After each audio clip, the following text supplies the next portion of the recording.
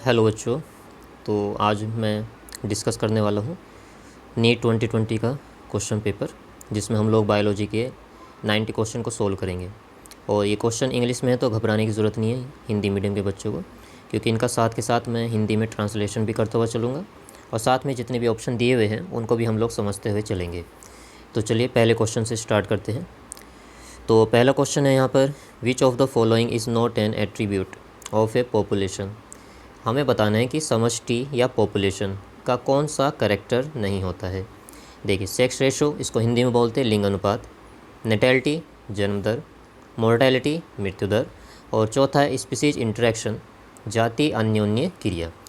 तो जो पॉपुलेशन होती है उसके लगभग सभी एट्रीब्यूट्स यहाँ पर दिए हुए हैं। सेक्स रेशो भी एट्रीब्यूट होता है उसका, नेटैलिटी भी होता है, मोर्टेलिटी भी होता है। इसके अलावा एक होता है आई माइग्रेशन। तो आई माइग्रेशन का मतलब होता है कि कोई ऑर्गेनिज़म अगर कहीं बाहर से हमारी लोकेलिटी में रहने लगे तो हम उसको बोलेंगे आई माइग्रेशन, और इससे जो पॉपुलेशन की डेंसिटी होती है वो बढ़ जाती है। दूसरा होता है ई माइग्रेशन। तो ई माइग्रेशन का मतलब है कि कोई ऑर्गेनिज़म अगर आपके इलाके को छोड़कर बाहर चला जाए तो आपके इलाके की जो जनसंख्या है वो कम हो जाएगी, तो पॉपुलेशन डेंसिटी घट जाती है। तो आई माइग्रेशन जो होता है ये पॉजिटिव इफेक्ट डालता है पॉपुलेशन के ऊपर, और जो ई माइग्रेशन है ये नेगेटिव इफेक्ट डालता है पॉपुलेशन के ऊपर। इसी तरह से नेटैलिटी, भाई जितने ज़्यादा बच्चे पैदा होंगे पॉपुलेशन डेंसिटी भी उतनी ज़्यादा बढ़ेगी, तो इसलिए नेटैलिटी का पॉजिटिव इफेक्ट पड़ता है। और मोर्टेलिटी, जितनी ज़्यादा मृत्यु होगी उतनी ही ज़्यादा डेंसिटी का पॉपुलेशन डेंसिटी कम होती चली जाएगी, तो इसका नेगेटिव इफेक्ट होता है। तो यहाँ पर लगभग सभी जो है, सभी के सभी तीनों ऑप्शन जो है ये पॉपुलेशन एट्रीब्यूट को प्रदर्शित कर रहे हैं। केवल चौथा ऑप्शन पॉपुलेशन का एट्रीब्यूट नहीं माना जाएगा, तो यहाँ पर चौथा ऑप्शन हमारा सही होगा। चलिए अगला क्वेश्चन देखते हैं, question number second. The process of growth is maximum during. तो हमें बताने की जो ग्रोथ है वो सबसे ज़्यादा कौन से फेज़ में होती है, log phase, lag phase, senescence या डोरमेंसी। सेंसेंस माने होता है सुप्त अवस्था, जीर्ण अवस्था, और डोरमेंसी माने होता है सुप्त अवस्था। तो देखिए, जो बैक्टीरिया का ग्रोथ कर्व होता है वो कुछ ऐसा होता है, इसको सिग्मोइड ग्रोथ कर्व कहते हैं। तो ये जो नीचे वाला हिस्सा है इसको हम लोग बोलते हैं लैग फेज़, ये वाला हिस्सा लॉग फेज़ कहलाता है, जहाँ पर सबसे ज़्यादा ग्रोथ देखने को मिलती है। और ये जो सबसे ऊपर वाला हिस्सा है यहाँ पर जो रिसोर्सेज वो लिमिटेड हो जाते हैं, यानी कि बैक्टीरिया को ठीक से अगर खाने को नहीं मिल रहा है तो वो डिवाइड करना बंद कर देता है, जिससे उसकी जो पॉपुलेशन है वो स्टेबल हो जाती है। तो इस फेज़ को हम लोग स्टेशनरी फेज़ बोलते हैं। तो यहाँ पे पूछ रहा है कि ग्रोथ मैक्सिमम कहाँ पे होती है, तो वो होती है लॉग फेज़ के अंदर।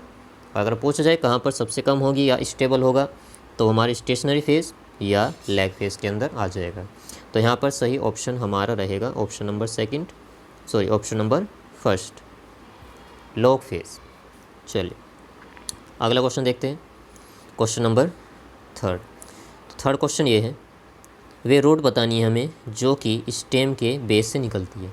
तने के आधारी भाग से निकलने वाली जड़ों को क्या कहा जाता है, तो उनको बोला जाता है फाइब्रस रूट या तंतुवत जड़ें। तो ये गन्ने में पाई जाती है, जैसे कि ये गन्ना है तो गन्ने में ये नोड होते हैं और बीच के स्पेस को इंटरनोड कहते हैं। तो गन्ने का अगर आप नीचे का हिस्सा देखा हो तो इस तरह से नीचे जड़ें निकली होती है छोटी छोटी। तो ये जो जड़ें हैं तने के निचले हिस्से से निकल रही है, ना कि रेडिकल से, तो इसलिए इन जड़ों को फाइब्रस रूट कहा जाता है, और ये मेनली मोनोकोट प्लांट्स के अंदर पाई जाती है। तो यहाँ पर फाइब्रस रूट हमारा ऑप्शन हो जाएगा। चलिए चौथा क्वेश्चन देखते हैं, मैचिंग टाइप क्वेश्चन।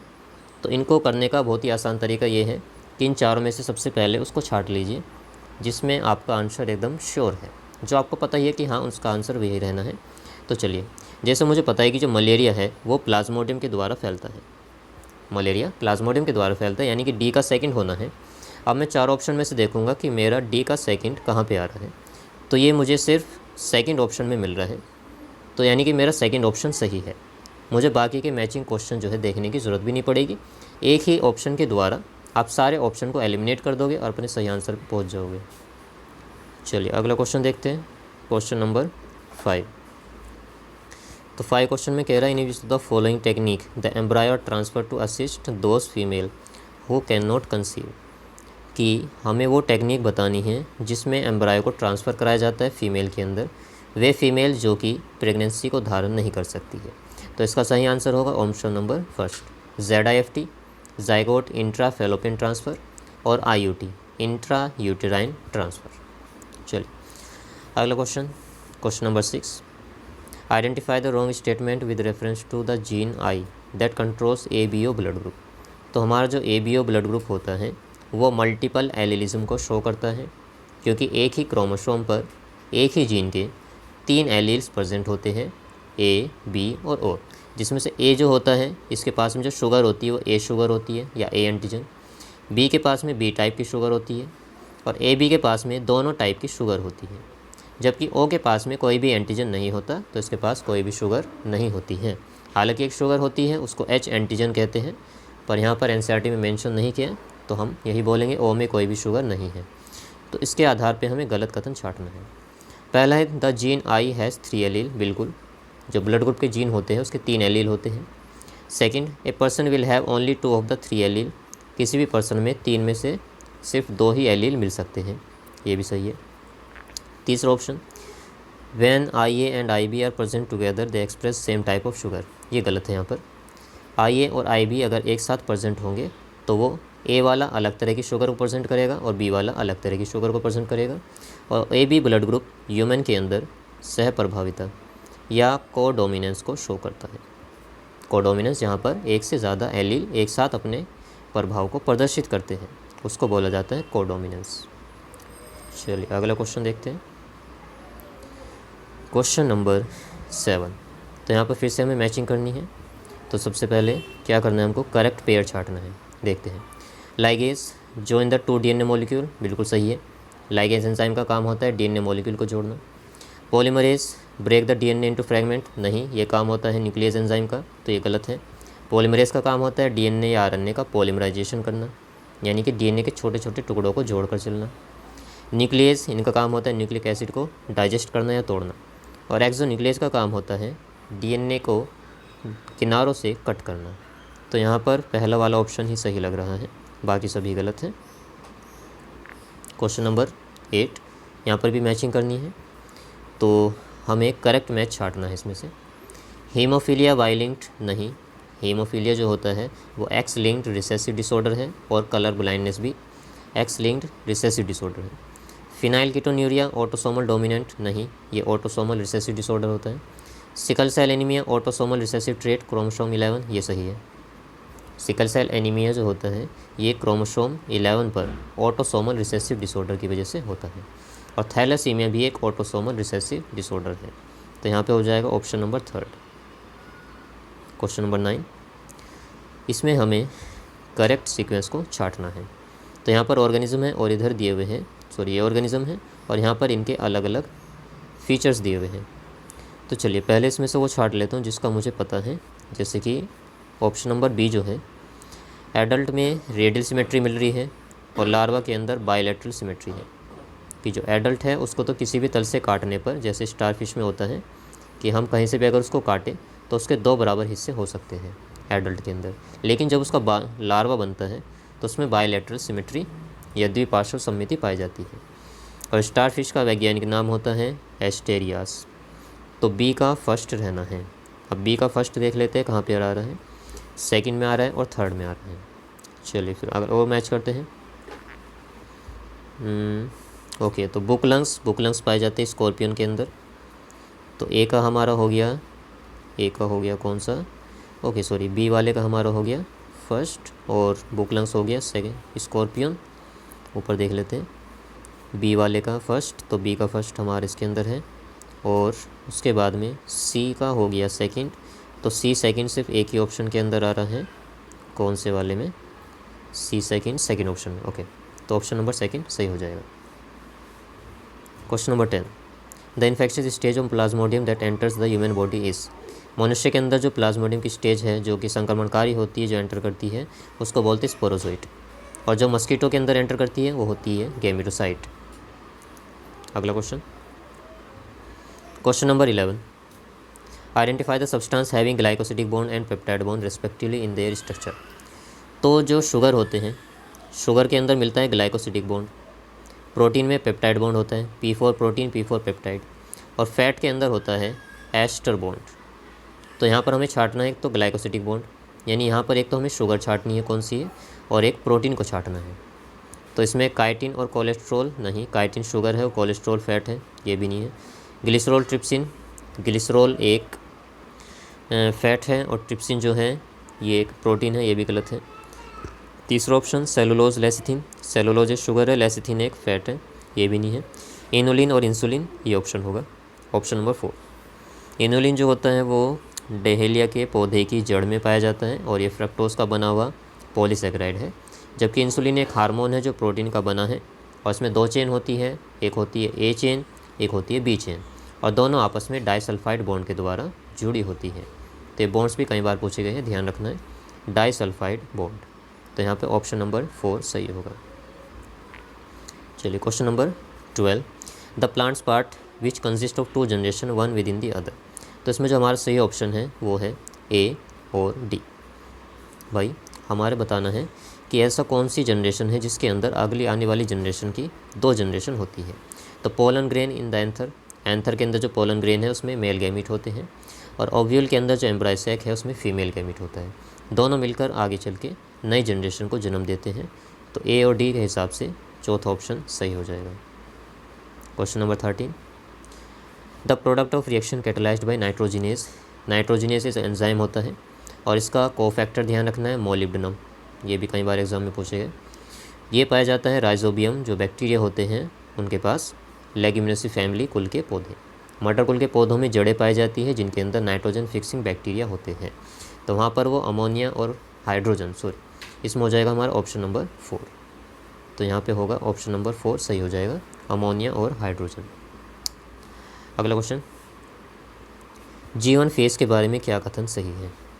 तो सेल साइकिल जो होता है उसमें ऐसा होता है, पहले जीवन, जीवन के बाद एस, फिर G2 और G2 के बाद में आता है M। और कुछ सेल जो होती है वो जीवन को एग्जिट करके G0 फेज़ में चली जाती है, जिसको शांत प्रावस्था या क्विसेंट स्टेज कहते हैं। जीवन फेज़ में जो सेल होती है उसके अंदर बहुत सारे प्रोटीन बनते हैं, लेकिन वो जो DNA का रेप्लिकेशन है वो सिर्फ सिंथेटिक फेज़ या एस फेज़ में ही होता है। G2 फेज़ में डिवीज़न के लिए जो आवश्यक प्रोटीन है उनका फॉर्मेशन होता है, और M फेज़ में डिवीज़न होता है। तो यहाँ पर जीवन फेज़ के बारे में जो सही है वो है हमारा ऑप्शन नंबर 3। यहाँ पर जो सेल है वो मेटाबॉलिकली बहुत ज़्यादा एक्टिव होगी, वो साइज़ में बढ़ेगी, लेकिन उसका DNA रेप्लिकेट नहीं करेगा। Question number 15, cuboidal epithelium with brush border of microvilli is found in. तो माइक्रोविलाई छोटी छोटी हेयर लाइक स्ट्रक्चर होती है, ये सेल्स हो गई हमारी क्यूबॉइडल, और इनके ऊपर हेयर लाइक स्ट्रक्चर पाई जाती है। इनको सीलिया बोलते हैं या माइक्रोविलाई। इनका काम होता है एब्जॉर्प्शन का सरफेस एरिया बढ़ाना। तो ये हमारी जो होती है, एक तो इंटेस्टाइन में पाई जाती है माइक्रोविलाई जो फूड का एब्जॉर्प्शन करती है, और एक मिलती है नेफ्रॉन में, और मोस्टली पाई जाती है PCT में, प्रोक्सिमल कॉन्वोल्यूटेड ट्यूब्यूल। तो यहाँ पर ऑप्शन नंबर 3 सही होगा। चलिए अगला क्वेश्चन, अगला है हमारा 16 क्वेश्चन, इंक्लूजन बॉडीज़ के बारे में कौन सा कथन गलत होगा। तो इसमें जो है ऑप्शन नंबर 2 गलत है। ये कभी भी फूड के इंजेक्शन में या अंतर्ग्रहण में भाग नहीं लेती। इनके ध्यान रखने, इनके चारों तरफ कोई भी मेम्ब्रेन नहीं पाई जाती। ये साइटोप्लाज्म में फ्रीली पड़ी होती है, और इनमें रिजर्व फूड मटेरियल या संचित भोज्य पदार्थ पाया जाता है। 17, which is the important site of formation of glycoprotein and glycolipid in eukaryotic cell. तो इसमें हमारा सही ऑप्शन होगा गोल्जी बॉडीज़। देखिए जो RER होता है, रफ एंडोप्लाज्मिक रेटिकुलम, वो प्रोटीन बनाएगा, और स्मूथ एंडोप्लाज्मिक रेटिकुलम लिपिड बनाता है, सिर्फ लिपिड। इनमें ग्लूकोज को जोड़ने का काम या ग्लाइको पार्ट को जोड़ने का काम गोल्जी बॉडीज़ को दिया जाता है। तो गोल्जी बॉडीज़ ही ग्लाइकोलिपिड बनाएगी और ग्लाइकोप्रोटीन बनाएगी। तो इसलिए ऑप्शन नंबर 3 सही होगा। क्वेश्चन नंबर 18, जब जेल इलेक्ट्रोफोरेसिस कराते हैं तो DNA के जो फ्रेगमेंट होते हैं उनको किसके द्वारा देखा जाता है। तो जब जेल इलेक्ट्रोफोरेसिस कराते हैं इस तरह से, तो DNA के अलग अलग बैंड्स नज़र आते हैं। तो इन बैंड्स को देखने के लिए एक तो DNA में एथिडियम ब्रोमाइड एक डाई डाली जाती है जो DNA के बैंड को पर्पल कलर प्रोवाइड करती है। साथ में ये जो जेल है इनको UV रेडिएशन की प्रेजेंस में देखा जाता है। तो यहाँ पर ऑप्शन नंबर हमारा कौन सा सही हो जाएगा, 2, एथिडियम ब्रोमाइड इन UV रेडिएशन।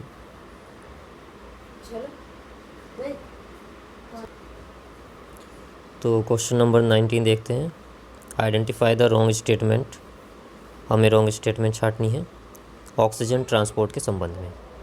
तो पहला दिया हुआ है binding of oxygen with haemoglobin is mainly related to partial pressure of oxygen, कि जो ऑक्सीजन का पार्शियल प्रेशर होता है वही डिसाइड करता है कि ऑक्सीजन हीमोग्लोबिन से जुड़ेगी या नहीं। बिल्कुल सही है। Partial pressure of CO2 can interfere with oxygen binding with haemoglobin, ये भी सही है। Higher H+ concentration in alveoli favours the formation of haemoglobin, तो ये गलत है। वो गलत इसलिए है, यहाँ पर ये ऑक्सीजन डिसोसिएशन कर्व की बात चल रही है।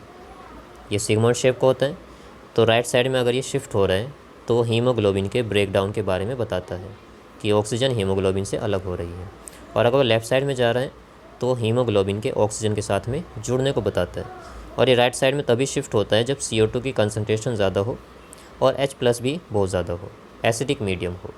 तो यहाँ पर C ऑप्शन जो है वो गलत है। क्वेश्चन नंबर 20, रे फ्लोरेट्स है।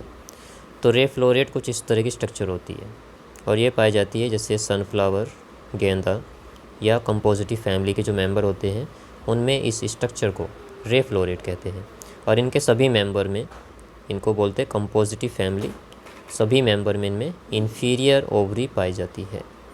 तो यहाँ पर रे फ्लोरेट जो होगा वो इन्फीरियर ओवरी है, पहला ऑप्शन सही होगा। Question number 21, the palindromic sequence which is recognised by EcoR1, ये बायोटेक्नोलॉजी का क्वेश्चन है। EcoR1 एक रेस्ट्रिक्शन एंडोन्यूक्लियस एंजाइम होता है जिसका सीक्वेंस ये होता है, यहाँ से इसको काटता है GAATTC। ये ऐसे सीक्वेंस होते हैं जिनको हम आगे से पढ़े या पीछे से, दोनों तरफ जो मतलब आता है सेम ही आता है। जैसे यहाँ पर GATTC, तो C का कॉम्प्लीमेंट्री G, फिर A T और C, यहाँ 5 इधर 3 होगा, इधर 3 और यहाँ पे 5 होगा। तो इनमें से छाट लेते हैं कि सही ऑप्शन हमारा कौन सा है। GATTC, तो फर्स्ट ऑप्शन सही है हमारा। पैलिंड्रोमिक सीक्वेंस, जैसे कि आप ये ध्यान रखिए, नमन, इसको अगर आगे से पढ़ोगे तो भी नमन ही पढ़ा जाएगा, पीछे से पढ़ोगे तो भी नमन ही पढ़ा जाएगा। तो 21 का हमारा आंसर रहना है option number first, GAATTC। Palindromic वे सीक्वेंस होते हैं जिनको हम फॉरवर्ड पढ़े या फिर बैकवर्ड, जो मतलब आता है वो हमेशा सेम ही निकल के आता है। तो 21 के बाद देखते हैं अगला 22 क्वेश्चन। इनमें से रॉन्ग स्टेटमेंट हमें छांटना है रेस्ट्रिक्शन एंजाइम के बारे में। रेस्ट्रिक्शन एंजाइम को मॉलिक्यूलर सीजर या आणविक कैंचे भी कहते हैं और ये DNA को एक स्पेसिफिक पॉइंट पर कट करते हैं। जैसे मान लीजिए कि हमारा DNA है डबल स्टैंडर्ड DNA, कि यहाँ पर मान लीजिए उसकी कटिंग की साइट है, तो वो सिर्फ उसको यहीं से कट करेगा, कहीं और से कट नहीं करेगा। तो इसलिए इनको बोलते हैं रेस्ट्रिक्शन एंडोन्यूक्लिएज। और ये हमेशा प्रोकैरियोटिक सेल्स के अंदर पाए जाते हैं जो कि उनकी वायरस से रक्षा करता है। जो वायरस के अगर अंदर DNA एंटर करता है तो रेस्ट्रिक्शन एंडोन्यूक्लिएज उसके DNA को कट करके अलग कर देते हैं। तो यहाँ पर रॉन्ग स्टेटमेंट हमें छांटना है। पहला ऑप्शन है each restriction enzyme function by inspecting the length of a DNA sequence, नहीं, ये गलत है। DNA की लेंथ पर उसका कोई प्रभाव नहीं पड़ता है। दूसरा, they cut the strand of a DNA palindromic sequence, सही है। They are useful in genetic engineering, बिल्कुल। Sticky ends can be joined by using DNA ligase, DNA ligase का काम ही यही होता है DNA के सीक्वेंस को जोड़ना। तो पहला ऑप्शन सरासर इसमें गलत होगा। चलिए question number 23, which of the following is put into anaerobic sludge digester for further sewage treatment. तो इसमें जो है हमारा सही ऑप्शन होगा एक्टिवेटेड स्लज। ये हमारा माइक्रोब्स इन सीवेज ट्रीटमेंट उस वाले चैप्टर से लिया गया है। अगला है क्वेश्चन नंबर 24, हमें इंस्पायरेशन अंतः शोषण के बारे में सही कथन छांटना है। यानी जब हम सांस अंदर ले रहे हैं तो क्या क्या चेंजेस आते हैं। तो उस टाइम पर जो हमारा डायफ्राम होता है वो कॉन्ट्रैक्ट करता है और साथ में जो एक्सटर्नल इंटरकोस्टल मसल होती है, पसलियों को जोड़ने वाली बाहर की तरफ की जो मसल्स होती है उनमें भी कॉन्ट्रैक्शन होता है। तो A और B जो है वो सही है। तो इस हिसाब से ऑप्शन नंबर फर्स्ट हमारा सही होगा। Question number 25, if the head of cockroach is removed it may live for a few days because. भाई देखिए, अगर किसी इंसान का सर काट दिया जाता है तो तुरंत ही वो मर जाता है। ऐसा क्यों? क्योंकि हमारे पूरे शरीर को कंट्रोल करने वाला जो चीज़ है ब्रेन, वो हमारे हेड के अंदर है। अब कॉकरोच का सर काटने पर भी वो ज़िंदा है काफ़ी दिनों तक। तो ऐसा क्यों? इससे ये पता चल रहा है कि उसके अंदर जो ज़्यादातर उसका न्यूरॉन वाला पार्ट है, दिमाग वाला पार्ट, वो उसके सिर में ना होकर बॉडी के दूसरे भागों में है। तो इसलिए उसका शरीर थोड़े दिनों तक भी ज़िंदा रहता है। तो चलिए छाटते हैं इनमें से सही option. The supra oesophageal ganglia of the cockroach are situated in ventral part of the abdomen. नहीं। The cockroach does not have nervous system, बिल्कुल पाया जाता है उसमें। The head holds a small proportion of nervous system while the rest is situated along the ventral part of its body. ये सही है कि जो हेड होता है उसमें बहुत छोटा सा पोर्शन पाया जाता है नर्वस सिस्टम का, बाकी सारा का सारा उसकी बॉडी में पाया जाता है वेंट्रल साइड में। चलिए अगला क्वेश्चन, क्वेश्चन नंबर 26। तो हमें ट्रू बताना है कौन सा कथन सही है कोर्डेटा के बारे में। चलिए पहला, urochordate notochord extend from head to tail and it present throughout their life. नहीं, यूरोकॉर्डेट जो होते हैं इनमें जो नोटोकॉर्ड पाई जाती है वो सिर्फ लार्वा की टेल में पाई जाती है, तो ये तो बिल्कुल गलत है। दूसरा है vertebrate notochord is present during the embryonic period only, ये सही है। वर्टिब्रेट कशेरुकी जीव जिनमें वर्टिब्रल कॉलम या रीढ़ की हड्डी पाई जाती है, तो हमारे अंदर ये नोटोकॉर्ड जो बनता है सिर्फ एम्ब्रायनिक पीरियड के दौरान बनता है, तो बी सही है। Central nervous system is dorsal and hollow, हमारा केंद्रीय तंत्रिका तंत्र डोर्सल है, पीछे की साइड है, और खोखला है, ये भी सही है, तो बी और सी सही है। अब तीसरा देख लेते हैं, chordata is divided into 3 subphyla, hemichordata, tunicata और सिफेलोकोर्डेटा। नहीं, कोर्डेटा को सिर्फ 2 ही सबफाइला में बांटा गया है, ट्यूनिकेटा और सिफेलोकोर्डेटा। हेमिकोर्डेटा जो है इसका अलग से सबफाइलम बनाया गया है क्योंकि इसके अंदर जो कैरेक्टर्स है वो कोर्डेटा से अलग होते हैं। तो ए, तो बी और सी जो है यहाँ पे सही होगा, तो बी और सी कहाँ पर आ रहा है, ऑप्शन नंबर 4 में। चलिए अगला देखते हैं, match the organism with its use in biotechnology. तो बायोटेक्नोलॉजी में इनके यूज़ के आधार पर हमें इनको मैच करना है। तो चलिए, तो इसमें जैसे मुझे पता है कि बेसिलस थुरिंजिएंसिस ये क्या बनाता है, क्राई प्रोटीन बनाता है जिसकी हेल्प से बीटी फसलें बनाई जाती है। तो ए का 4 ऑप्शन होना चाहिए, तो ए का 4 देख लेते हैं किसके अंदर आ रहा है। तो ए का 4 सिर्फ एक ही ऑप्शन में है, ऑप्शन नंबर 2, तो बाकी के ऑप्शन देखने की ज़रूरत भी नहीं है। तो फटाफट, तो जितने भी क्वेश्चन अगर मैचिंग वाले आते हैं सबसे पहले हमें उन्हीं पर ध्यान देना है क्योंकि उनको करना बहुत ईजी होता है। चलिए अगला मैच करते हैं। यहाँ पर हमें ये दिया हुआ है एलिमेंट्स और यहाँ पर इनके काम दिए हुए हैं। तो इसमें IAA इंडोल एसिटिक एसिड या इसको बोलते हैं ऑक्सीजन, इसके अंदर जो मेटल पाई जाती है वो होती है जिंक, तो बी का 4 होगा। तो बी का 4 सिर्फ 3rd ऑप्शन के अंदर है, तो बाकी के ऑप्शन देखने की ज़रूरत भी नहीं होगी। तो फटाफट आगे बढ़ जाते हैं। 28 के बाद में 29, आइडेंटिफाई द इनकरेक्ट स्टेटमेंट, गलत कथन छांटना है। Heartwood does not conduct water but gives mechanical support, सही है। Sapwood is involved in conduction of water and mineral from root to leaf, okay. Sapwood is the inner most secondary xylem and is lighter in colour due to deposition of tannin, resin, oils etcetera. Heartwood is dark in colour, okay. देखिए 2 तरह की root होती है would यानी कि लकड़ी, एक तो बोलते हैं हम समर वुड या फिर उसका नाम होता है एक होती है ऑटम वुड और एक होती है स्प्रिंग वुड। तो स्प्रिंग वुड जो होती है ये बनती है गर्मियों के टाइम में, तो इसमें जो जाइलम होता है उसकी एक्टिविटी ज़्यादा होती है और ये लाइट कलर की रिंग बनाता है, लाइट कलर की रिंग बनाता है। और जो ऑटम होता है उसमें जाइलम की एक्टिविटी कम होती है, तो वहाँ पर डार्क कलर की रिंग बनती है। ऑटम वाली जो वुड है इसको हम लोग सैप वुड भी कहते हैं और जो स्प्रिंग वाली है इसको हम लोग हार्ट वुड भी कहते हैं। तो सैप वुड जो होती है वो डार्क कलर की होती है, ना कि लाइट कलर की। तो इस हिसाब से ऑप्शन नंबर 3 बिल्कुल ही गलत है। चलिए अगला क्वेश्चन, ये भी मैचिंग का ही है, तो मैचिंग छांटनी है हमें। चलिए छांटते हैं। सबसे पहले देख लेता हूँ मेरे को कौन सी चीज़ पता है, पोजेस पेप्टाइड बॉन्ड। अब पेप्टाइड बॉन्ड तो भाई प्रोटीन में ही मिलेगा, तो प्रोटीन छांट लेते हैं, चारों में से कौन है, तो प्रोटीन है कोलेजन। तो बी का 4 ऑप्शन रहना है। अब बी का 4 जो है वो 1st और 3rd में आ रहा है। चलिए तो कुछ और भी देखते हैं फिर। मेलोनेट, ये मेलोनेट जो होता है एक इनहिबिटर होता है, तो ए का हमारा 2nd हो जाएगा।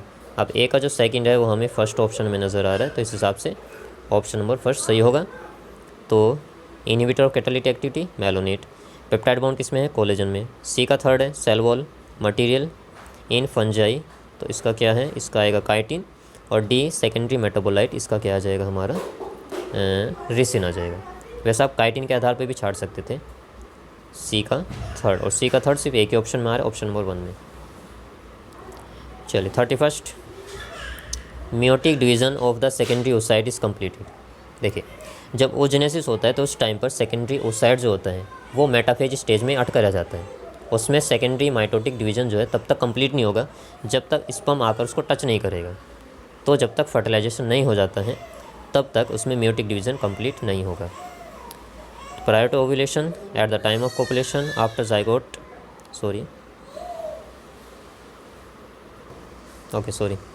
तो मेयोटिक डिवीज़न हमें सेकेंडरी ओसाइट में जो है कब कंप्लीट होता है? ओव्यूलेशन से पहले या कोपुलेशन के टाइम पर, after zygote formation, eight the time of fusion of sperm with an ovum. बिल्कुल, चौथा ऑप्शन बिल्कुल सही होगा। सेकेंडरी ओसाइट के अंदर मेयोटिक डिवीज़न तब तक कंप्लीट नहीं होता जब तक स्पर्म उसके साथ फ्यूज़ नहीं कर जाता। रॉबर्ट मे के अनुसार ग्लोबल स्पीसीज की डाइवर्सिटी कितनी होगी? तो इसका सही ऑप्शन है ऑप्शन नंबर 4, 7 मिलियन। चलिए अगला क्वेश्चन 33।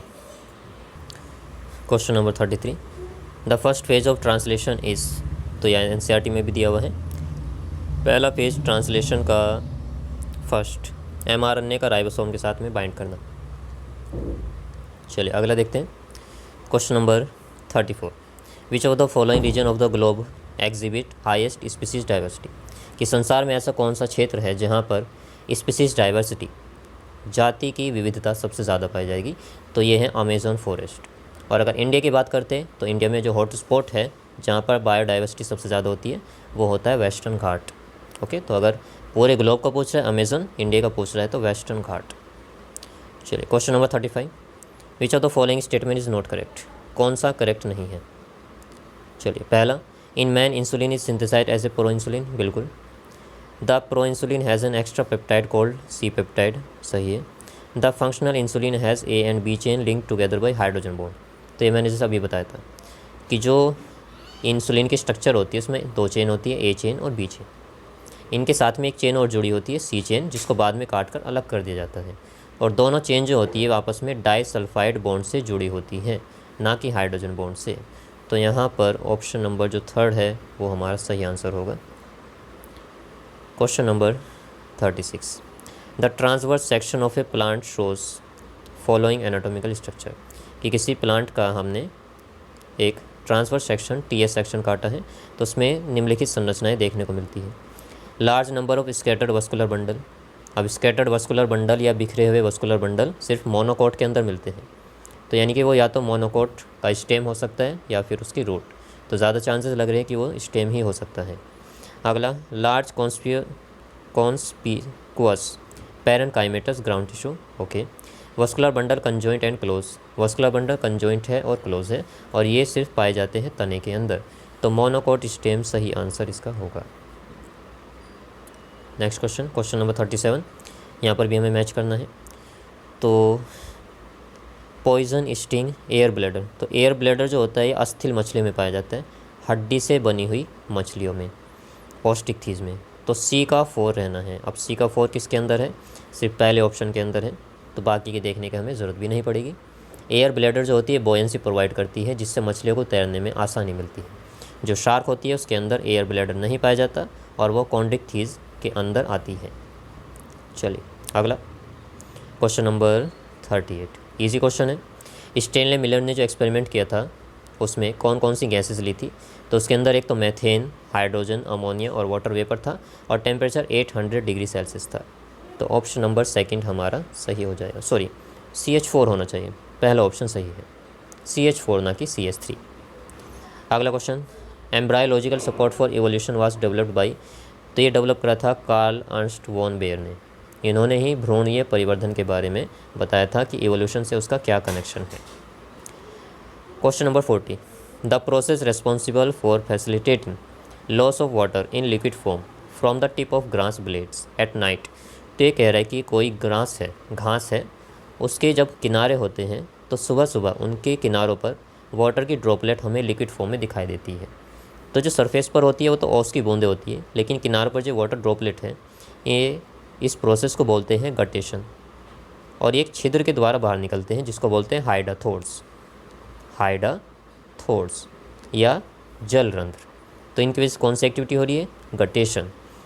ओके, तो ये किसकी वजह से होता है? ये होता है रूट प्रेशर की वजह से, और इसी की वजह से जो वाटर होता है वो वाष्प के रूप में निकलता है, जिसको ट्रांसपिरेशन कहते हैं।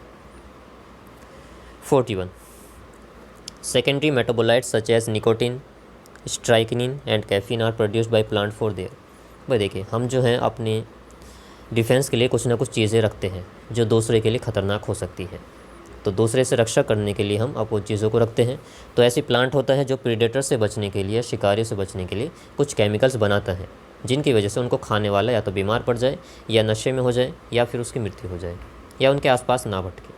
तो ये जो प्लांट बना रहा है वो अपने डिफेंस के लिए बनाता है। तो ऑप्शन नंबर 3 सही होगा। Question number 42 question number 42, the oxygenation activity of rubisco enzyme in photo respiration leads to the formation of. Okay, तो जो रूबिस्को एंजाइम होता है वो वर्ल्ड में सबसे ज़्यादा मात्रा में मिलने वाला प्रोटीन होता है, और rubisco enzyme C3 plant, C4 plant, इन सभी में पाया जाता है। और ये फोटो रेस्पिरेशन केवल C3 प्लांट में मिलता है, जहाँ पर 2 कार्बन वाले कंपाउंड बनता है, तो इसलिए इसको C2 साइकिल भी कहते हैं। और ये सिर्फ C3 प्लांट के अंदर मिलता है, और इससे कोई फ़ायदा नहीं होता है, इसमें नुकसान ही होता है, क्योंकि इसमें ऑक्सीजन को अंदर लिया जाता है और CO2 को बाहर छोड़ा जाता है। तो ऑप्शन देख लेते हैं। 2 मॉलिक्यूल ऑफ 3 कार्बन कंपाउंड, गलत है। 1 मॉलिक्यूल ऑफ 3 कार्बन कंपाउंड, ये भी गलत है। 6 कार्बन वाला नहीं। 1 molecule of 4 carbon compound and 1 molecule of 2 carbon compound, ये सही होगा, option number 4। 43, BT cotton variety that was developed by the introduction of toxin gene of Bacillus thuringiensis is resistant to। तो जो BT फसलें होती हैं उन पर किसका असर नहीं होता, या किसके प्रति वो प्रतिरोधक क्षमता देती है? तो वो देती है किसके प्रति? इंसेक्ट पेस्ट, जो छोटे छोटे कीड़े मकोड़े होते हैं जो पत्तियों को खाते हैं, नुकसान करते हैं, उनके प्रति वो उनकी रक्षा करती है BT फसलें। Question number 44, Which of the following refer to correct example of organism which have evolved due to changes in environment brought about by anthropogenic action? तो इसमें पूछ रहा है कि एंथ्रोपोजेनिक एक्शन यानी कि मनुष्य के द्वारा होने वाली प्रतिक्रिया की वजह से जो इवोल्यूशन हुआ है उसको क्या बोला जाता है, या कौन सा ऑप्शन इसमें से सही होगा? डार्विन की फिंचेस नहीं, वो एडेप्टिव रेडिएशन का एग्जांपल होता है, तो वो प्राकृतिक होता है। हार्बिसाइड रेजिस्टेंट वीड, ये भी गलत है। ड्रग रेजिस्टेंट यूकेरियोट, गलत है। Man created breeds of domesticated animal and like dogs, भाई कुत्तों की बहुत सारी नस्लें बनाई गई हैं इंसानों के द्वारा, तो ये प्रकृति के द्वारा तो नहीं हुआ है, सिर्फ इंसानों के द्वारा हुआ है, तो इस हिसाब से ऑप्शन नंबर 4 सही होगा। चलिए 45, identify the wrong statement with reference to immunity. Immunity के बारे में हमें गलत कथन छांटना है। पहला है व्हेन एक्सपोज टू एंटीजन, चाहे वो लिविंग हो या डेड हो, antibodies are produced in the host body, it's called active immunity, ये भी सही है कि जब भी कोई एंटीजन आता है, चाहे वो लिविंग हो या डेड हो, उसके खिलाफ बॉडी में एंटीबॉडीज़ बनाई जाती है। दूसरा, when readymade antibodies are directly given, it is called passive immunity, ये भी सही है। Active immunity is quick and gives full response, ये गलत है। तो यहाँ पर जो ऑप्शन है हमारा वो 3rd ऑप्शन सही हो जाएगा, क्योंकि एक्टिव इम्यूनिटी जो होती है उसमें टाइम लगता है और वो तुरंत रिस्पॉन्स नहीं देती है। हालांकि वो लाइफ टाइम चलती है, लेकिन उसको टाइम लगता है एंटीबॉडीज़ को बनने में। Question number 46, by which method was a new breed Hisardale of sheep formed by using Bikaneri ewes and merino rams. तो ये एक भेड़ की नस्ल है जो कि क्रॉस ब्रीडिंग के द्वारा बनाई गई है। चलिए अगला, identify the correct statement with reference to human digestive system. मानव पाचन तंत्र के संबंध में कौन सा सही कथन है? इलियम स्मॉल इंटेस्टाइन में ओपन होता है, सही बात है। स्मॉल इंटेस्टाइन के 3 पार्ट होते हैं, ड्यूडेनम, जेजुनम, इलियम। तो इलियम जो होता है, सॉरी गलत यहाँ पे। तो इलियम जो होता है ये लार्ज इंटेस्टाइन में ओपन होता है, ना कि स्मॉल में, तो ये गलत है बिल्कुल। दूसरा, serosa is the innermost layer, नहीं, आउटर मोस्ट लेयर होती है। Ileum is a highly coiled part, okay. Vermiform appendix arises from duodenum, नहीं, वर्मीफॉर्म अपेंडिक्स जो होती है लार्ज इंटेस्टाइन से अराइज होती है, तो इसमें 3rd ऑप्शन बिल्कुल सही है। इलियम जो होता है वो duodenum, jejunum, ileum, small intestine का लास्ट वाला पार्ट है जो कि बहुत ज़्यादा कुंडलित होता है और ये आगे चलकर लार्ज इंटेस्टाइन में खुलता है।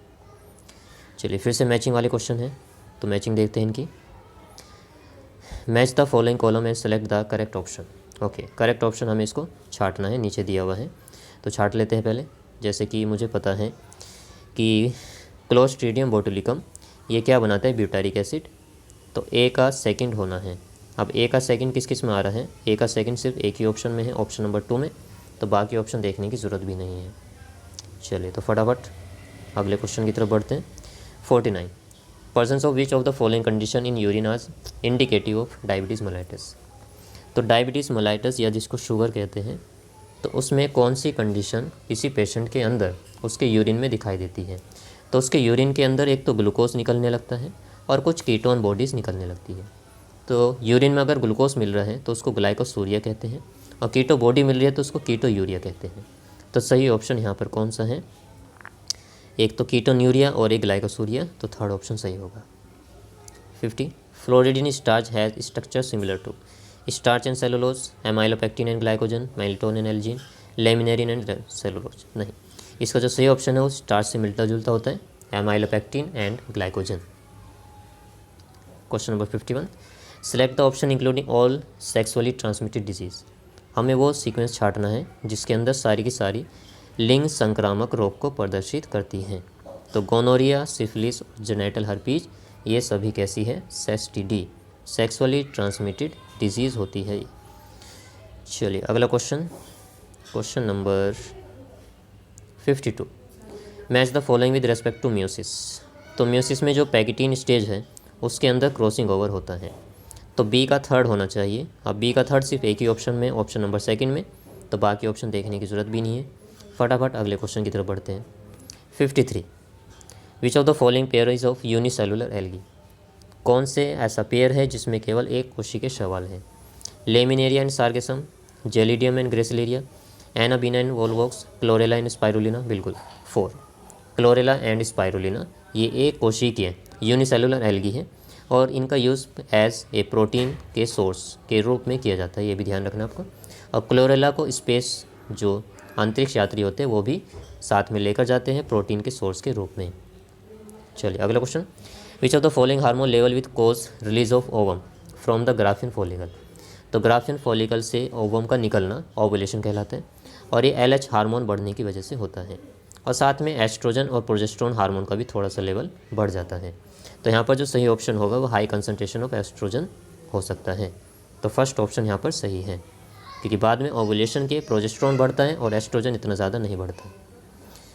क्वेश्चन नंबर 55, इसमें भी हमें मैचिंग करनी है।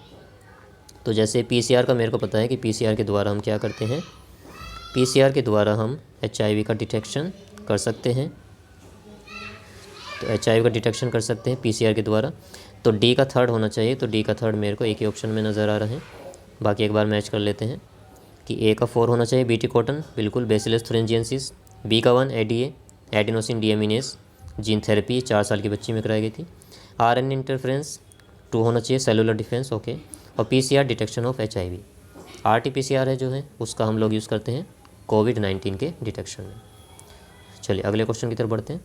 क्वेश्चन नंबर 56, मॉन्ट्रियल प्रोटोकॉल जो 1987 में साइन किया गया था उसमें क्या कहा गया था, उसमें जो ओजोन लेयर ख़त्म हो रही है उसको थोड़ा सा कम करने के बारे में ध्यान दिया गया था कि ओजोन के प्रोडक्शन को कम कैसे किया जाए।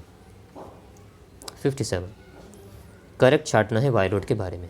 देखिए जो वायरस होता है उसके अंदर एक तो प्रोटीन कोट होता है और एक जेनेटिक मटेरियल DNA या फिर RNA, इन दोनों को मिला के कंप्लीट वायरस बनता है। अब इसमें से अगर प्रोटीन को हटा देते हैं तो सिर्फ अगर RNA बचता है, और ये RNA अगर इन्फेक्शस है तब इसको हम लोग बोलते हैं वायरॉइड। इसको क्या बोलते हैं, वायरॉइड। और अगर RNA हटा दे सिर्फ प्रोटीन बचा रह जाए, इन्फेक्शस प्रोटीन, तो उसको बोलते हैं prion. P4 protein, P4 prion. चलिए तो सही छांटते हैं इसमें से। They have RNA with protein coat, नहीं। They have free RNA without protein coat, okay. तो सेकंड ऑप्शन सही होगा। चलिए, और इनके खोजकर्ता का भी ध्यान रखना है। जो प्रियोन है इसकी खोज की थी प्रोसीनर ने, और जो वायरॉइड है इसकी खोज की थी T.O. डाइनर ने। 58 the ovary is half inferior. तो हाफ इन्फीरियर ओवरी जो होती है रोज फैमिली के जो मेंबर हैं उनमें पाई जाती है, तो ऑप्शन नंबर 4 इसका सही होगा। 59 द एंजाइम एंटीरोकाइनेज जो कि हमारी इंटेस्टाइन में पाया जाता है, ये इनएक्टिव एंजाइम को एक्टिव एंजाइम में कन्वर्ट करता है, यानी ट्रिप्सिनोजन को ट्रिप्सिन में बदलेगा जो कि पैंक्रियाटिक जूस का पार्ट होते हैं। चलो question number 60 match the trophic level with their correct species example in grassland ecosystem. कि ग्रासलैंड का कोई इकोसिस्टम है भाई, तो उसमें हमें करेक्ट सीक्वेंस छांटना है। देखिए सबसे पहला लेवल घास का होगा, क्योंकि घास जो होती है सबसे पहला ट्रॉफिक लेवल बनाएगी, तो ये प्रोड्यूसर होती है। इनको खाने वाला रैबिट होगा, तो ये सेकंड ट्रॉफिक लेवल बनाएगा। उसको खाने वाला कौवा होगा और कौवे को खाने वाला वुल्चर होगा। तो ये फर्स्ट ट्रॉफिक लेवल है, ये सेकंड ट्रॉफिक लेवल, ये थर्ड ट्रॉफिक लेवल और ये हो जाएगा फोर्थ ट्रॉफिक लेवल। तो चलिए ऑप्शन छाँटते हैं। फोर्थ वाले पे कौन आना है? वल्चर। तो ए का सेकंड रहना है। अब ए का सेकंड पहले वाले ऑप्शन में है तो ये सही हो जाएगा। बी का third second trophic level, okay. First trophic level C का 4 सही है और थर्ड ट्रॉफिक लेवल ये भी सही है। चलिए अगला क्वेश्चन देखते हैं। Question number 61, how many true breeding pea plant varieties did Mendel select as pair. तो मेंडल ने जो है 7 जोड़ी लक्षण लिए थे और इन 7 पेयर को अगर आप कैलकुलेट करोगे तो 14 आएगा, क्योंकि 7 × 2 कितना होता है? 14। बस ये पूछा था यहाँ पर। चलिए अगला देखते हैं। Match the following column and select the correct option. तो कॉलम को हमें मैच करना है और सही ऑप्शन को छांटना है। तो इसमें ऑर्गन ऑफ कोर्टाई ये किससे कनेक्टेड होते हैं? Connects middle ear and pharynx, cold part of the lab, okay sorry बच्चों। चलिए तो यहाँ पर हमें मैचिंग करनी है। यूस्टेकिन ट्यूब ये हमारे ईयर में पाई जाती है और ये कनेक्ट करती है फेरिंग्स को ईयर से, ओके।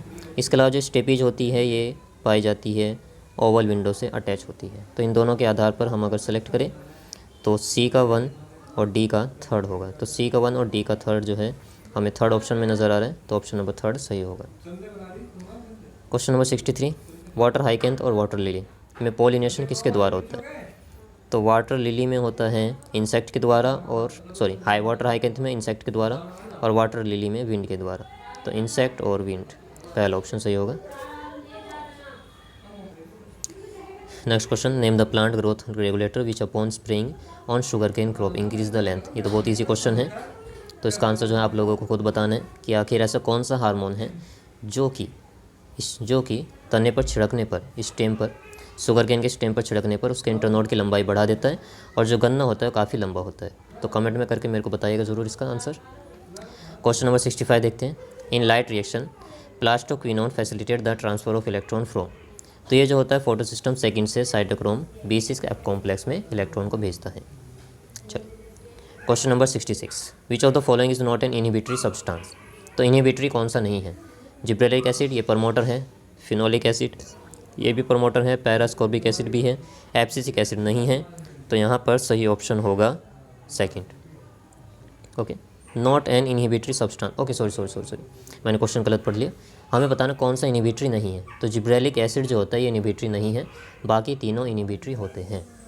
चलिए अगला question, question number 67, name the enzyme that facilitate opening of DNA helix during transcription. कि जब ट्रांसक्रिप्शन कराते हैं DNA से RNA का बनना, तो DNA को जो खोलता है और खोलने के बाद इससे जो RNA बनाएगा उसको बोलते हैं हम लोग कौन सा एंजाइम? RNA polymerase. यही काम करता है, यही DNA के हेलिक्स को भी खोलता है और यही ट्रांसक्रिप्शन में भी हेल्प करता है। तो RNA पॉलीमरेज सही आंसर होगा। और अगर DNA रेप्लिकेशन पूछते तो यहाँ पर DNA हेलिकेज होना था। 68, विच of the following would help in prevention of diuresis. कि डायूरेसिस होने से कौन सी चीज़ रोकती है? डायूरेसिस यानी कि बार बार यूरिन का आना। तो बार बार यूरिन कब आता है? जब ADH हार्मोन की कमी हो जाती है, ओके। तो किसके द्वारा रोका जा सकता है? More water reabsorption due to under secretion of ADH, reabsorption of sodium and water from renal tubule due to aldosterone, okay second सही होगा इसमें से। क्वेश्चन नंबर 69, चलिए अगला क्वेश्चन देखते हैं। हमें ग्रॉस प्राइमरी प्रोडक्टिविटी और नेट प्राइमरी प्रोडक्टिविटी के बारे में सही कथन छांटना है। देखिए चलिए, मान लीजिए आपका किचन है, तो किचन के अंदर खाना बन रहा है। अब खाना जो बना है किचन के अंदर वो बहुत सारे लोगों को सप्लाई किया जाएगा। मान लीजिए एक प्लेट आपको दिया, एक प्लेट आपको भाई को दिया और एक प्लेट जो है आपको बहन को दिया। तो जो आपको खाना दिया जा रहा है वो खाना किचन में बने हुए खाने से कम है। तो जो प्लांट जिस खाने को बना रहा है उसको बोलते हैं GPP, ग्रॉस प्राइमरी प्रोडक्टिविटी। और जो उसका वेस्ट होने के बाद में, रेस्पिरेशन के बाद में जो बचा रह जाता है वो NPP कहलाता है। तो GPP हमेशा ज़्यादा होगा। किचन में जो बना हुआ जो फूड है वो हमेशा ज़्यादा होगा जो आपको परोसा जा रहा है। तो NPP से ज़्यादा हमेशा GPP होता है। तो करेक्ट छांटते हैं इसमें से। Gross primary productivity is always less than, नहीं। Gross primary productivity is always more than, okay second option सही होगा। चलिए क्वेश्चन नंबर अगला मैचिंग टाइप का ये भी question. Match the following column and select the correct option, okay easy question है। तो प्लेसेंटा क्या करता है? ये ह्यूमन कोरियोनिक गोनाडोट्रोपिन को सीक्रेट करता है और इसी की प्रेजेंस यूरिन के अंदर फीमेल में प्रेगनेंसी को कंफर्म करती है। तो प्लेसेंटा ए का हमारा सेकंड ऑप्शन रहेगा। तो ए का सेकंड देख लेते किसके अंदर आ रहा है, सिर्फ फोर्थ ऑप्शन के अंदर आ रहा है। तो ऑप्शन नंबर 4 मेरे ख्याल में सही होना चाहिए। लीडिंग सेल, चलो एक बार मैच कर लेते हैं। ए का second placenta, okay. Zona pellucida B का थर्ड होना चाहिए, layer of ovum, okay. Bulbourethral gland fourth lubrication, okay. Leydig cell androgen, सही है। चलिए अगला, स्ट्रोबिलाई और कॉन्स आर फाउंड इन, तो ये पाए जाते हैं किसके अंदर, स्ट्रोबिलाई और कॉन्स इक्विसिटम में, और इक्विसिटम जो होता है जिम्नोस्पर्म के अंदर आता है, जिम्नोस्पर्म। चलिए अगला, some dividing cells exit the cell cycle and enter vegetative inactive stage, this process occur at the end of, तो ये जो प्रोकर होती है ये G1 फेज़ के बाद में होती है। भाई इसका सीक्वेंस बताया था, G1 उसके बाद S, फिर G2 और उसके बाद M फेज़ होता है। तो कुछ सेल G1 से निकलकर G0 फेज़ में चली जाती है और वो कभी डिवाइड नहीं करती है। अगला question, flipper of penguin and dolphin are example of, देखिए पेंगुइन के जो फ्लिपर वो तैरने में हेल्प कर रहे हैं, डॉल्फिन के फ्लिपर भी तैरने में हेल्प कर रहे हैं, लेकिन दोनों की जो संरचनाएं हैं, जो एनाटॉमिकल स्ट्रक्चर है वो अलग अलग है। तो ऐसे ऑर्गन जिनके काम तो सेम हो, फंक्शन सेम हो, लेकिन उनकी स्ट्रक्चर अलग अलग हो, उनको बोलते हैं एनालोगस ऑर्गन, और वो कन्वर्जेंट इवोल्यूशन को शो करते हैं। तो मैंने ऐसे ध्यान रखा था इसको ACHD। एनालोगस ऑर्गन कौन से इवोल्यूशन को करेंगे, कन्वर्जेंट इवोल्यूशन, और होमोलोगस ऑर्गन डाइवर्जेंट इवोल्यूशन को शो करते हैं। तो यहाँ पर हमारा जो ऑप्शन होगा वो है सेकंड, कन्वर्जेंट इवोल्यूशन। चलिए अगले देखते हैं, ये तो सिंपल क्वेश्चन है, पढ़ने की भी ज़रूरत नहीं है। 2.2 मीटर का जो DNA होता है वो हमारे एक सेल में पाया जाता है। Question number 75, QRS complex ECG के अंदर, देखिए जब ECG बनाते हैं तो कुछ इस तरह से ऐसे स्ट्रक्चर बनाते हैं हम। तो यहाँ पर जो होती है ये वाली वे, इसको P बोलते हैं, फिर उसके बाद में Q, R, S और T।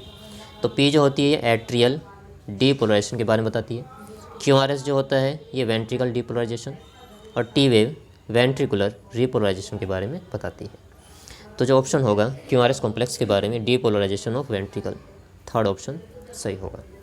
चलिए अगला, match the following column and select the correct option. तो बेसोफिल्स जो होती है ये हिस्टामिन को सिक्रीट करती है। तो बेसोफिल का जो ऑप्शन होगा हमारा वो रहना है थर्ड। तो बी का थर्ड किसके अंदर नज़र आ रहा है, तो बी का थर्ड हमारा कहाँ पे है, ओके बी का थर्ड तो कहीं भी नहीं है, कुछ और देखते हैं फिर। न्यूट्रोफिल ये फैगोसाइटोसिस करती है, तो सी का सेकंड, और सी का सेकंड पहले और दूसरे में है। लिम्फोसाइट इम्यून सिस्टम बनाती है, तो डी का 1, तो पहला ऑप्शन हमारा सही हो जाएगा, पहला ऑप्शन सही होगा। अगला, कौन सा स्टेटमेंट करेक्ट है, adenine pair with thymine through 2 hydrogen bond, बिल्कुल एडेनिन थाइमिन के साथ 2 हाइड्रोजन बॉन्ड बनाती है, तो दूसरे ऑप्शन पढ़ने की ज़रूरत भी नहीं है। अगला, the sequence that control the copy number of the link DNA in the vector, कि वेक्टर के पास में जो DNA जुड़ा होता है तो कॉपी नंबर जो DNA बनने वाला है वो कौन सेलेक्ट करता है, ori site, origin of replication. 79, identify the basic amino acid from the following. तो बेसिक एमिनो एसिड जो होता है वो लाइसिन होता है, इसके अलावा एक और ध्यान रखिएगा आर्जिनिन, लाइसिन और आर्जिनिन, और ये पाए जाते हैं हिस्टोन प्रोटीन के अंदर। चलिए अगला क्वेश्चन मैच करना है हमको फिर से। तो यहाँ पर ग्लैंड और यहाँ पर डिजीज़ दी हुई है। तो पैंक्रियाज जो होता है इसकी वजह से होता है डायबिटीज़ मेलाइटस, और जो पिट्यूटरी ग्लैंड है उससे निकलता है ADH, तो उसकी कमी से होता है उसकी कमी से होता है डायबिटीज़ इंसिपिडस। तो यहाँ पर ज़रा सेलेक्ट कर लेते हैं। तो डी का हमारा क्या रहना चाहिए, सेकंड। तो डी का सेकंड 2 ऑप्शन में आ रहा है, और उसके बाद में कौन सा है, पिट्यूटरी, तो ए का हो जाएगा हमारा थर्ड, और ए का थर्ड जो है सेकंड ऑप्शन में आ रहा है। तो सेकंड ऑप्शन मेरे को सही लग रहा है इसमें, एक बार चेक कर लेते हैं। ए का थर्ड पिट्यूटरी, ओके। बी का सेकंड, तो बी का सेकंड थायराइड ग्लैंड, नहीं सॉरी बी का फर्स्ट है क्या यहाँ पर, Graves disease, okay. Adrenal gland 4 Addison, और पेंक्रियास, ओके। तो थर्ड ऑप्शन सही होगा इसका, थर्ड ऑप्शन सही होगा। चलिए अगला, करेक्ट सीक्वेंस छाटना है। ग्लूकोकॉर्टिकॉइड स्टिमुलेट ग्लूकोनियोजेनेसिस, ग्लूकोकॉर्टिकॉइड जो होता है ग्लूकोनियोजेनेसिस को प्रेरित करता है, बिल्कुल। प्रोटीन या फिर लिपिड से ग्लूकोज का बनना ग्लूकोनियोजेनेसिस कहलाता है। Glucagon is associated with hypoglycaemia, नहीं ये हाइपरग्लाइसीमिया से होता है। Insulin acts on pancreatic cell, नहीं पैंक्रियाटिक सेल पे एक्ट नहीं करते हैं। इंसुलिन एसोसिएटेड विद हाइपरग्लाइसीमिया, नहीं ये हाइपोग्लाइसीमिया से संबंधित है, तो पहला ऑप्शन सही होगा। Question number 82, which one of the following is the most abundant protein in the animal के अंदर सबसे ज़्यादा मात्रा में कोलेजन मिलता है। और प्लांट की अगर बात करते हैं तो प्लांट में होगा सबसे ज़्यादा मात्रा में रूबिस्को प्रोटीन, तो ये आपको ध्यान रखना है। और सबसे ज़्यादा मात्रा में मिलने वाला जो कार्बोहाइड्रेट होता है वो सेलुलोज होता है। सबसे ज़्यादा मात्रा में मिलने वाला ये क्या होता है? Substance, organic substance. चलिए अगला, experimental verification of the chromosomal theory. तो ये एनसीईआरटी में भी दिया हुआ है। क्रोमोसोमल थ्योरी ऑफ इनहेरिटेंस शटनबर्गर ने दी थी, लेकिन मॉर्गन ने इसका एक्सपेरिमेंटल वेरिफिकेशन किया था। चलो अगला क्वेश्चन देखते हैं, क्वेश्चन नंबर 84। मैच करना है हमको। फ्लोटिंग रिब्स, एक्रोमियन, स्कैपुला और क्लिनोइड कैविटी। तो फ्लोटिंग रिब्स जो होती है ये स्टर्नम से अटैच नहीं होती है, तो ए का 4 होना है और ए का 4 सिर्फ एक ही ऑप्शन में है, तो इसके आधार पर सारे के सारे ऑप्शन हमारे सही हो जाएंगे, बाकी देखने की ज़रूरत नहीं है। The number of substrate level phosphorylation in 1 turn of citric acid cycle, सिर्फ एक ही होता है, एक साइकिल के अंदर एक ही होता है, और सिट्रिक साइकिल 2 बार चलता है, और उसके अंदर टोटल 24 ATP का प्रोडक्शन होता है। चलिए next, dissolution of the synaptonemal complex occur during. तो सिनेप्टोनिमल कॉम्प्लेक्स जो होता है इसका डिसोल्यूशन कब होता है? तो मेरे ख्याल में इसका डिप्लोटिन स्टेज में होता है, बाकी आप एक बार चेक कर लीजिएगा इसको। Bilateral symmetry and acoelomate animal are exemplified by. Bilateral symmetry भी है और एसिलोमेट है, कोई सिलोम ही नहीं पाई जा रही, तो ये प्लेटीहेल्मिन्थीज में पाई जाती है। इसके अंदर टीनिया एग्जाम्पल आ जाते हैं, जिसको फीताकर्मी या फ्लैट वॉर्म भी कहते हैं। Next question, the body of the ovule is fused with in the funicle at. ये ओव्यूल होता है इस तरह से एंजियोस्पर्म के अंदर, और ये होते हैं इसके इंटेगुमेंट।